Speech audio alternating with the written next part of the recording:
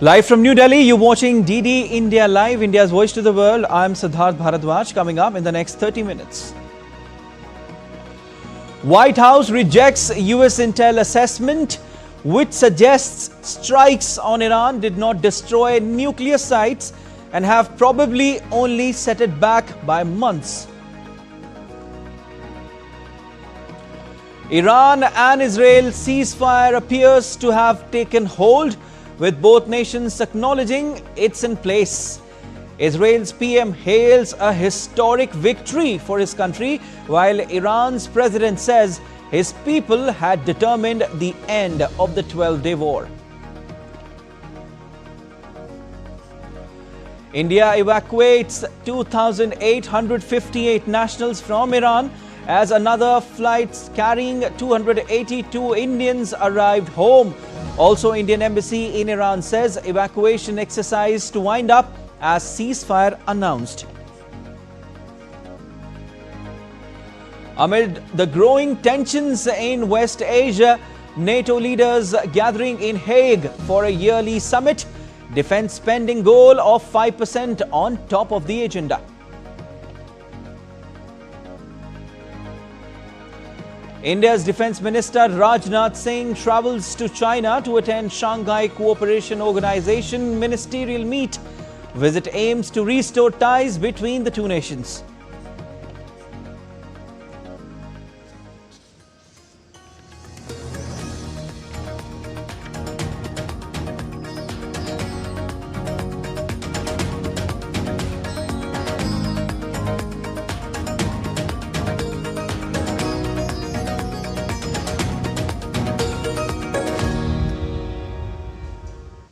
Striking revelations came out in the preliminary US intelligence assessment regarding US airstrikes on Iranian nuclear sites, according to which the attack did not destroy the nuclear capability but only set it back by a few months. Trump said over the weekend that the US deployment of 30,000-pound bombs had obliterated Iran's nuclear program. But that claim appeared to be contradicted by an initial assessment by one of his administration's intelligence agencies, the Defense Intelligence Agency. Sources said Iran's enriched uranium stocks had not been eliminated and the country's nuclear program, much of which is buried deep underground, may have been set back only a month or two. The White House said the intelligence assessment was flat out wrong. US President Donald Trump publicly scolded both Israel and Iran for truce violations using televised expletive and ordered Israel to end its bombing operations and bring its fighter jets home. Trump announced that Iran and Israel had agreed to a staggered ceasefire that would bring about an official end to their conflict. The move came after US joined Israel's campaign on Sunday, striking key nuclear sites, prompting a carefully coordinated Iranian retaliation against a US base in Qatar late Monday, which appeared to bring the confrontation to close. Everything good. Israel, as you know, turned back. They didn't do that raid this morning, fortunately. That was a big thing. Appreciate it. They had a lot of planes going and they were going to do something and they didn't do it. And we're happy about that. Very happy about that. So the ceasefire is very much in effect, and I think we're going to keep it there for a long time. Meanwhile, US will open Jerusalem embassy today. The shelter-in-place orders for US government employees and their family members has been lifted.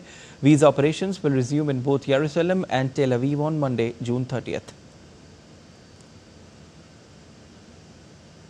The ceasefire between Israel and Iran announced by US President Donald Trump appears to be holding, with both nations acknowledging it's in place.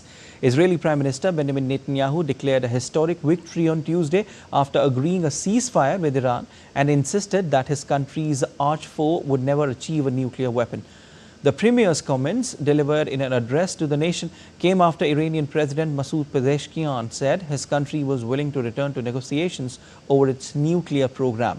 Pezeshkian insisted, however, that Iran would continue to assert its legitimate rights to the peaceful use of atomic energy. Meanwhile, as a shaky ceasefire began to take hold, the UN Security Council today held its scheduled biannual meeting on the implementation of the Joint Comprehensive Plan of Action regarding Iran's nuclear program.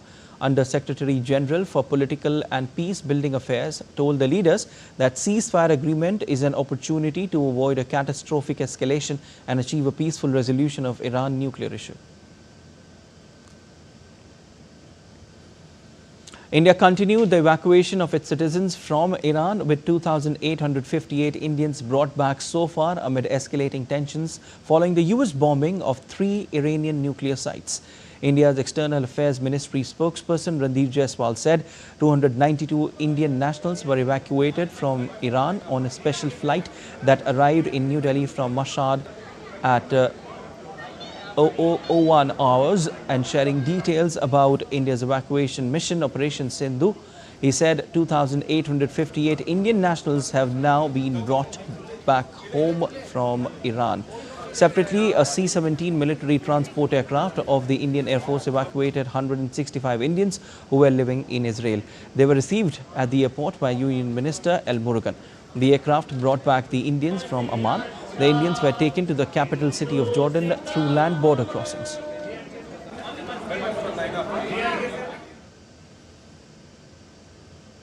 "32 leaders of NATO nations are expected to agree the 5% goal at a 2-day summit taking place at The Hague in the Netherlands. Beginning the engagements, NATO heads of state and governments posed for pictures ahead of a dinner hosted by Dutch King and Queen on the sidelines on Tuesday. Amid soaring global tensions, the agenda will center on strengthening the alliance's deterrence and defense capabilities in an increasingly complex global security landscape. A primary focus will be on member states' commitment to increasing defense spending, with discussions potentially revolving around a new target of 5% of GDP for defense, encompassing both hard military spending and investments in defense-related infrastructure and cybersecurity. The North Atlantic Treaty Organization is not at conflict, but not at peace either. Conflicts continue to cause instability along the alliance's borders.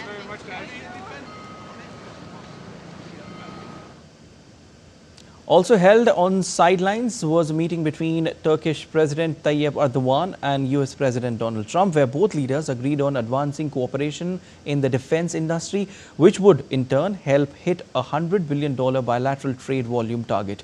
Erdogan also told Trump that Turkey and the US have great potential in various sectors, including energy and investments. The presidency also said Erdogan welcomed the Iran-Israel ceasefire achieved through US efforts and emphasized the importance of dialogue in ending the humanitarian tragedy in Gaza.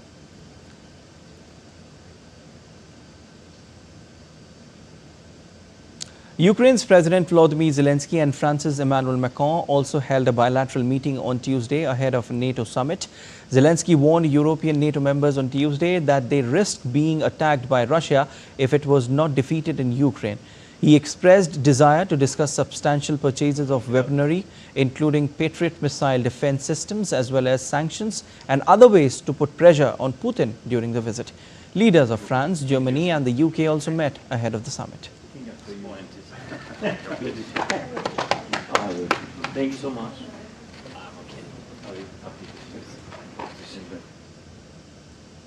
President Donald Trump's Homeland Security chief on Tuesday praised the U.S. agreement with Panama on migrant repatriation flights and said that Washington was ready to replicate it with other countries. During a visit to Central American nation on Tuesday, Homeland Security Secretary Kristi Noem said the United States was willing to pay other countries to do the same. According to Noem, Panama's efforts combined with U.S. policies have nearly stopped the flow of migrants through the Darien Gap. Noem also observed the departure of one such flight on Tuesday carrying Colombian migrants. More than 2,300 migrants have been deported from Panama on around 50 flights so far under the agreement. I want to thank President Mulino for his leadership in making sure that he was addressing the Darien Gap and the dangerous situation there when we saw thousands and thousands of individuals going through that area. By his strong policies and his messaging and his partnership with the Trump administration and our enforcement of our laws ensured that that has stopped. Earlier, Kristi Noem also met with Panama's President Jose Raul Mulino and other senior Panamanian officials. Following Panama, Noem is expected to visit Costa Rica, Guatemala and Honduras.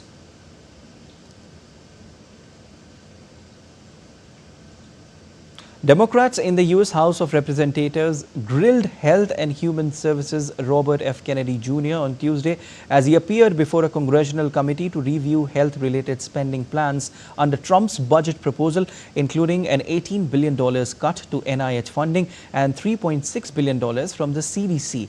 Democrats and other critics have portrayed the cuts as a gutting of the country's public health infrastructure.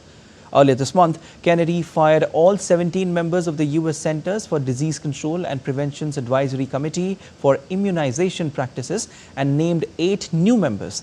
Congress accused Kennedy of reversing his promise not to cut members from an independent expert panel, but Kennedy denied violating any prior agreement. Kennedy pledged to overhaul U.S. health agencies by cutting 10,000 jobs, including 2,400 at the CDC and 1,200 at the NIH, but has since rehired 942 employees, acknowledging some layoffs were necessary to reverse.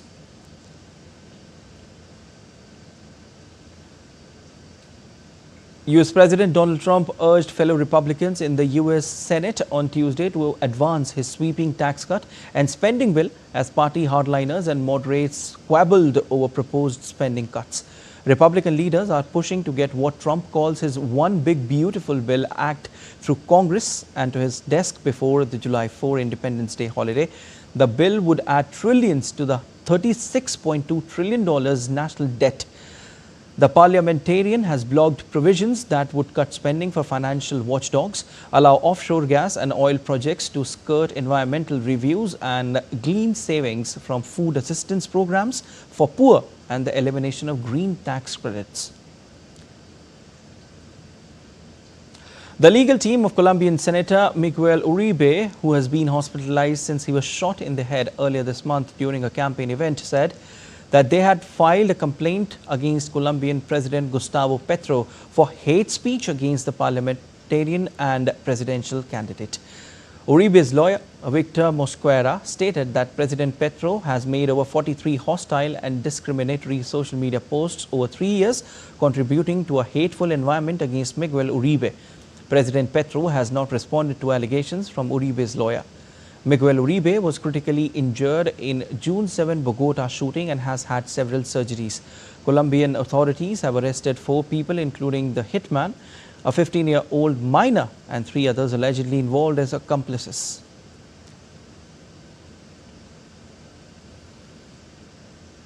A landslide triggered on Tuesday by heavy rains in Colombia killed at least 8 people and injured 5 others. In a statement posted on X, the mayor of Medellin, suburb of Belo, Lorena Gonzalez, said over 10 homes were affected by landslides which took place before dawn.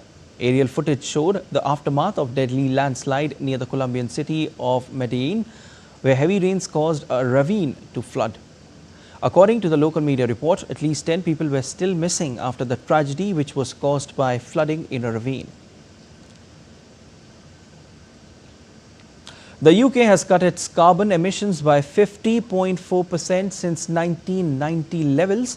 A group of experts tasked with advising the government said that emissions relating to imports rose 80% between 1996 and 2022, particularly from China, as the UK shifted away from manufacturing to services. Much of the drop in emissions of planet-heating greenhouse gases was due to the closure of UK's coal-fired power generation plants. Heat pump installations were also up by 56% in fact in 2024, although this still represented only around of 1% of homes, among the lowest in Europe. And planting trees to absorb carbon increased by 59% in 2023-24, the highest planting rate in 2 decades.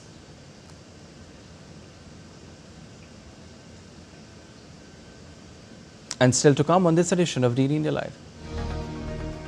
India-UAE ties fuel startup boost with the launch of SEPA Council Startup Series. And in cricket, Australia announced squad for multi-format series against India.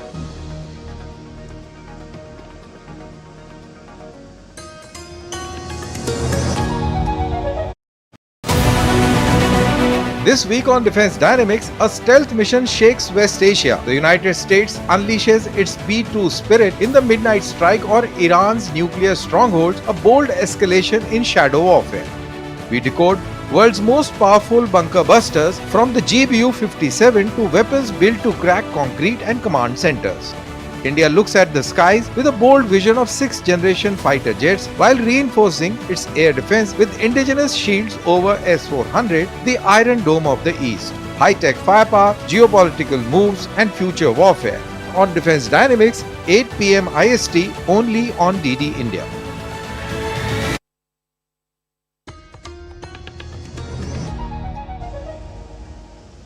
You're watching DD India Live. I am Siddharth Bharadwaj. Defence Minister Rajnath Singh to lead a high-level Indian delegation at the Shanghai Cooperation Organization Defence Ministers meeting to be held at Qingdao in China. During the meeting, the defence ministers are expected to discuss a number of issues, including regional and international peace and security, counter-terrorism efforts and cooperation among the ministries of defence of SCO member states. The minister is expected to highlight India's continued commitment to principle and mandate of the SCO, outline India's vision towards achieving greater international peace and security, call for joint and consistent efforts to eliminate terrorism and extremism in the region, and stress on the need for greater trade, economic cooperation and connectivity within SCO. He will also hold bilateral meetings with the defence ministers of some participating countries, including China and Russia, on the sidelines of the meeting. India attaches special importance to SCO in promoting multilateralism, political, security, economic and people-to-people interactions in the region. SCO pursues its policy based on principles of sovereignty, territorial integrity of nations, non-interference in internal affairs, mutual respect, understanding and equality of all member states.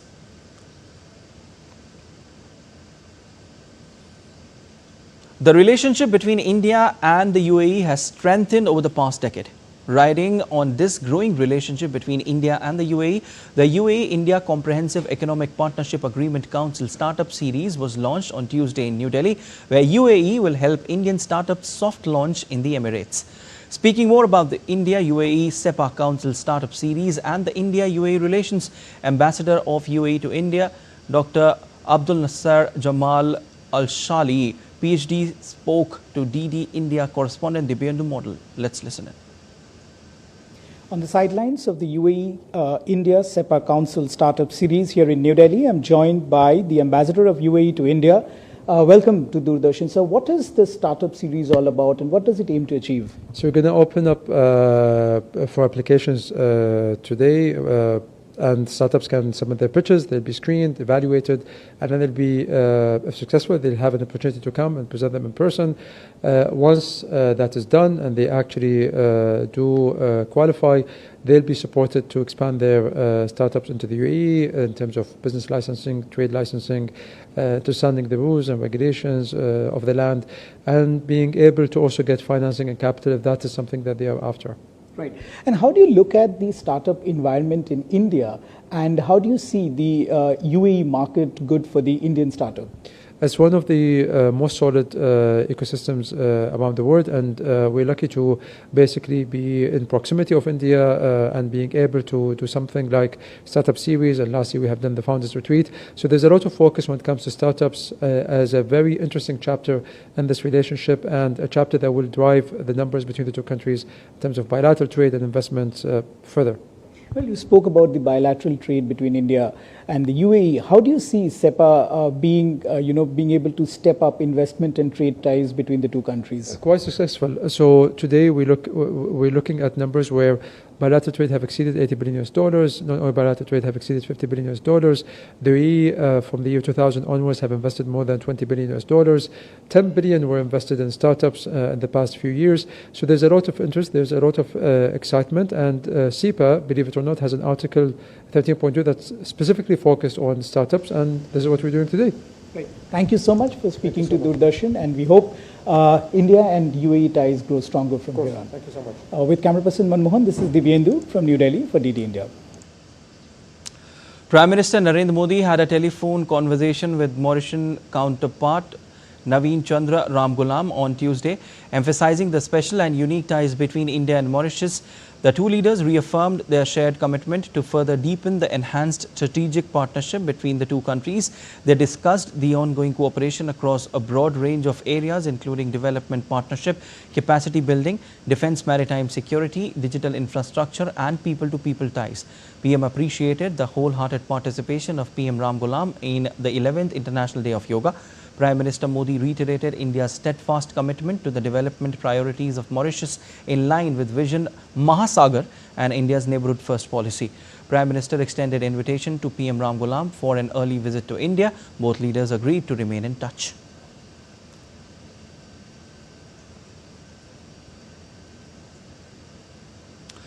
The 16th meeting of the India-Nepal Bilateral Consultative Group on Security Issues held in Pune, India on 23-24 June 2025 discussed security cooperation between two neighbours. The Indian delegation was led by Munu Mahavar, Additional Secretary North, Ministry of External Affairs, Government of India, and the Nepali delegation was led by Gahendra Raj Bhandari, Joint Secretary, South Asia, Ministry of Foreign Affairs, Government of Nepal. The delegations comprised officials from respective foreign and defense ministries as well as directorates of the Indian Army and the Nepali Army. Both sides held productive discussions on a wide range of issues relating to security and defense cooperation, such as equipment supplies, training, joint military exercises, disaster relief operations and military exchanges. In addition, the delegations also visited key public and private defense sector manufacturing facilities to explore possibilities for mutually beneficial collaboration.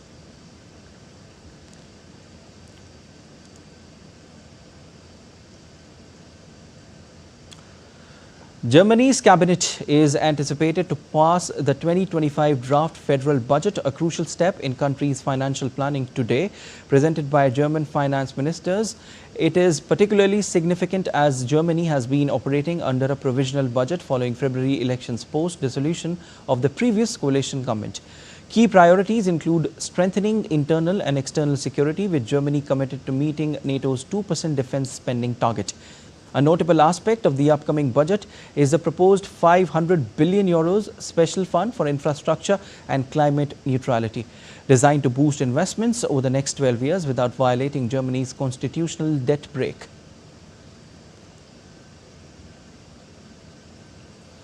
Cricket Australia has announced the schedule for the upcoming Australia A Women's Series against India A, set to take place across Queensland in August. Australian captain Elisa Healy and vice captain Tahilia McGrath will feature in the series as part of their preparations for the upcoming ICC Women's World Cup. The multi-format series begins with a 3-match T20 leg starting from August 7. The tour then moves to Brisbane for a 3-match 50-over series at the Northern Suburbs Cricket Club. The series will conclude with a 4-day clash at the iconic Allan Border Field from 21 to 24th of August.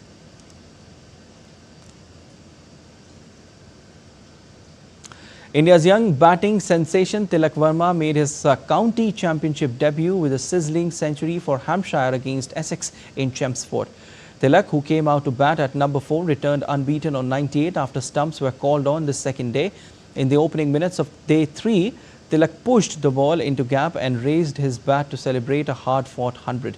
However, Tilak's celebration was cut short by Simon Harmer as he dismissed the youngster on 100 of 241 deliveries.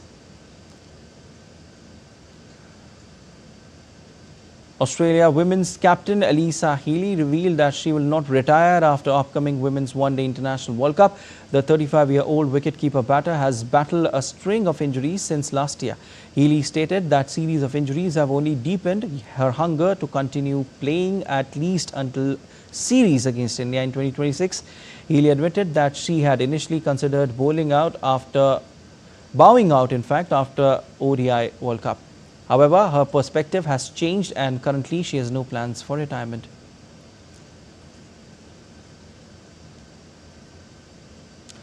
Thousands gathered at Cusco's major archaeological site to witness the Inti Raymi festival, a reenactment or celebrating the Inca tradition of paying homage to the sun god Inti.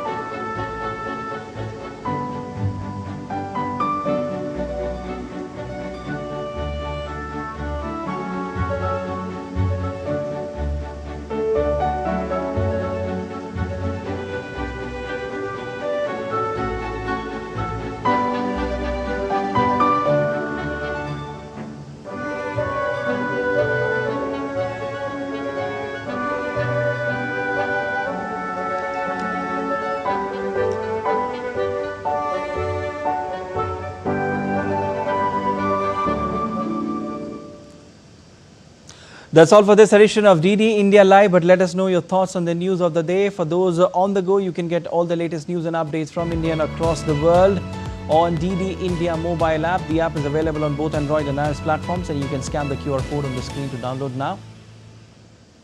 We'll be back with more news as it breaks here on DD India. I'm Siddharth Bharadwaj from all of us here in Delhi. Thanks for watching DD India Live.